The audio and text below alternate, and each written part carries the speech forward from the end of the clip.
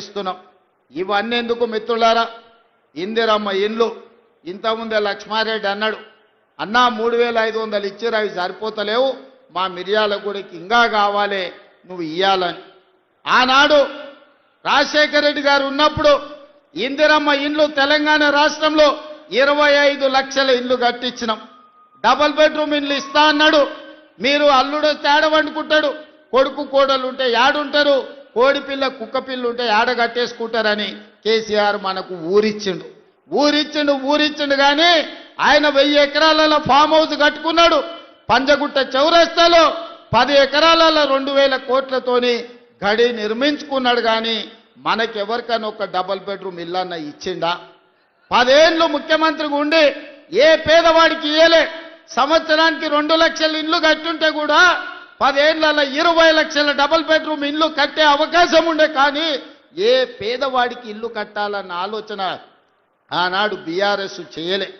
కానీ మన ప్రభుత్వం అధికారంలోకి వచ్చినెంబడే నియోజకవర్గానికి 3500 ఇండ్ల ప్రకారం 4,50,000 ఇండ్లు 22,500 కోట్ల రూపాయలతోటి ఇవాళ పేదోళ్ళకి ఇచ్చినాం. ప్రతి వారం మీ ఇంటి పన్నులు ఎట్లయితున్నాయో అట్లా మీ ఖాతాల నగదు పడుతుంది. దళారులు లేరు, లేకపోతే దగా లేదు. ఎవడు పేదవాడు ఉంటే వాళ్ళకి ఇందిరమ్మ ఇల్లు ఇచ్చి ఇల్లు వచ్చిన వాళ్లకు 5 లక్షల రూపాయలు ఇవాళ ఉచితంగా మనం ఇస్తున్నాం. ఇవాళ పేదలు ఇల్లు కట్టుకుంటారు. అందుకే లక్ష్మారెడ్డి ఇంకో 3000 కావాలి మాకు మా మిర్యాలగూడానికి అని అడుగుతున్నాడు. ఒక లక్ష్మారెడ్డి కాదు, ఏడికెళ్ళినా ఎమ్మెల్యేలు ఒకటే మాట అంటారు, అన్నా ఏమని ఇచ్చినా ఇవ్వకపోయినా సరే, మాకు ఛాయ్ మంచినీళ్ళు వచ్చినప్పుడు ఇచ్చినా ఇవ్వకపోయినా సరే, కానీ మాకు ఒక 3-4 వేల ఇందిరమ్మ ఇల్లు మా నియోజకవర్గానికి ఇవ్వండి, పేదోళ్ళ ఆత్మగౌరవం పెరుగుతుందని అడుగుతారు. అందుకే మిర్యాలగూడ వేదిక మీద నుంచి చెప్తున్నా, ఏప్రిల్లో నూతన బడ్జెట్లో మళ్ళీ లక్షలాది ఇండ్లు తెలంగాణ రాష్ట్రంలో పేదలకు ఇచ్చి పేదల ఆత్మగౌరవం పెంచే బాధ్యత ఇవాళ కాంగ్రెస్ పార్టీ తీసుకుంటుంది. సాగునీటి ప్రాజెక్టుల గురించి, లిఫ్టుల గురించి ఉత్తమ్ కుమార్ రెడ్డి గారు చెప్పారు. ఇవాళ మీరు ఆలోచన చేయండి. ఇవాళ ఈ నల్గొండ జిల్లా ఫ్లోరైడ్ ప్రాంతం కాళ్ళు వంకర, కన్ను వంకర, నడుము వంకరతోని కన్న పిల్లల్ని మంచాల కట్టేసి తల్లిదండ్రుల కూలీ పనులకు పోయే పరిస్థితి. ఏ రోజు కూడా ఈ సమస్యకు పరిష్కారం దొరకలే. కానీ ఇవాళ ఈ నల్గొండ జిల్లాలో కట్టిన నాగార్జున సాగర్ అయినా, లేకపోతే నల్గొండ జిల్లాలో వెల్లంపల్లి ప్రాజెక్ట్ అయినా, ఏ ప్రాజెక్ట్ అయినా, ధర్మారెడ్డి కాలువ అయినా, పిలాయపల్లి కాలువ అయినా, ఏఎంఆర్ ఎస్ఎల్బిసి అయినా కాంగ్రెస్ పార్టీ కట్టినవే కదా. ఆనాడు వెంకటరెడ్డి గారు కొట్లాడి తెచ్చిన ఎస్ఎల్బిసి 30 కిలోమీటర్లు ఉమ్మడి రాష్ట్రంలో టన్నెల్ దొవ్వుతే 10 కిలోమీటర్లు, సంవత్సరానికి 1 కిలోమీటర్ దొవ్వుంటే కూడా ఎస్ఎల్బిసి పూర్తి అయ్యుండేది. 3,60,000 ఎకరాలకు గ్రావిటీ ద్వారా నీళ్లు వచ్చేది. ప్రతి సంవత్సరం 500-600 కోట్ల రూపాయలు లిఫ్టుల, కరెంటులకు పైసలు మిగిలేది. కానీ నల్లగొండ జిల్లా మీద కోపంతోని, కసితోని, కడుపులో విషం పెట్టుకొని ఎస్ఎల్బిసిని పడావు పెడితే ఈ రోజు విషపు నీళ్లు నల్గొండ జిల్లా ప్రజలు తాగాల్సిన పరిస్థితి. దీనికి కారణం బీఆర్ఎస్ నాయకులు కాదా అని నేను అడుగుతున్నా.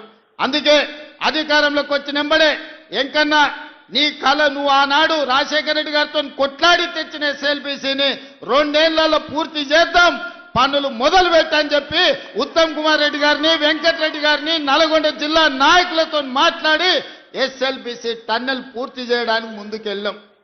అనుకోని ప్రమాదం జరిగింది. 10 ఏళ్ళు పని ఆగిపోవడంతో పనులు చేస్తుంటే ప్రమాదం జరిగి 8 మంది చచ్చిపోయారు. ఏడైనా ఒక మనిషి చచ్చిపోతే ఇంత బాధపడతాం, ఇన్ని కన్నీళ్లు పెట్టుకుంటాం, ఆ కుటుంబాన్ని ఆదుకోవడానికి ప్రయత్నం చేస్తాం. అంతెందుకు, ఒక కాకి చచ్చిపోతే 10 కాకులు దాన్ని చుట్టూతో చేరి సానుభూతి తెలుపుతాయి. కానీ ఎస్ఎల్బిసిలో 8 మంది చచ్చిపోతే మామ, అల్లుడు, బావ, బామ్మార్ది దావతులు చేసుకొని ఇక సంతోషపడ్డారు. ఎస్ఎల్బిసి ఆగిపోయింది, ఇక ఆపేయండి, ఎస్ఎల్బిసి కట్టొద్దు, మనుషులు చచ్చిపోయినరని. ఇంత దుర్మార్గం ఉంటుందా? ఇంత కడుపులో విషం పెట్టుకున్నోడు ఇవాళ నల్గొండ జిల్లాలో మున్సిపల్ కార్పొరేటర్లను, కౌన్సిలర్లను గెలిపించమని ఎట్లా అడుగుతాడు? నల్గొండ మీద విషం జిమ్ముతున్న బీఆర్ఎస్ వాళ్ళకు, ఎస్ఎల్బిసి కట్టనోనికి, రేషన్ కార్డు ఇవ్వనోడికి, సన్న బియ్యం పంచనోడికి ఆడబిడ్డలకు ఆర్టీసీలో ఉచిత ప్రయాణం ఇవ్వనోడికి ఇవాళ మిమ్మల్ని ఓటు అడిగే హక్కు ఉందా? మీరు ఒక్కసారి ఆలోచన చెయ్యండి. సిగ్గు లేకుండా వాళ్ళు వచ్చినా గంగిరెద్దులోలాక ఇంటి ముందుకు వచ్చినా కర్రు కాల్చి వాత పెట్టండి, సలాకి ఎర్రగా కాల్చి ఈపుల వాతలు పెట్టుర్రి. ఏమన్నా తెస్తే తీసుకోండి, ఏమన్నా ఇచ్చినా తీసుకోండి, కీసలలో లాగులాలు ఏమన్నా ఉంటే అది కూడా తీసుకోండి. మందిని ముంచిన సొమ్ము మస్తుగా ఉన్నది వాళ్ళ దగ్గర. ఒకనొక్కడు ఎకరాలలో ఫామ్ హౌజులు కట్టారు, పెద్ద పెద్ద బెంచ్ కార్లు కొన్నారు, గంజికి గతి లేని వాళ్ళు కూడా.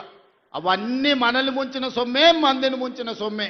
టీఆర్ఎస్ వాడు వచ్చి ఏమి ఇచ్చినా తీసుకోండి, చెయ్యాల్సిన లగ్గం చెయ్యండి.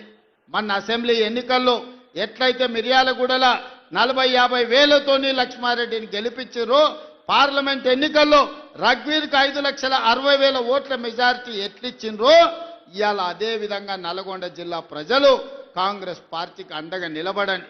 ఇవాళ మిత్రులారా, మనం అధికారంలోకి వచ్చిన ఈ 2 ఏళ్లలో 70,000 ప్రభుత్వ ఉద్యోగాలు ఇచ్చినాం, రైతు రుణమాఫీ చేసినాం, రైతు భరోసా కార్యక్రమాన్ని అమలు చేసినాం, 4.5 లక్షల పేదోళ్ళకి ఇందిరమ్మ ఇండ్లు ఇచ్చినాం.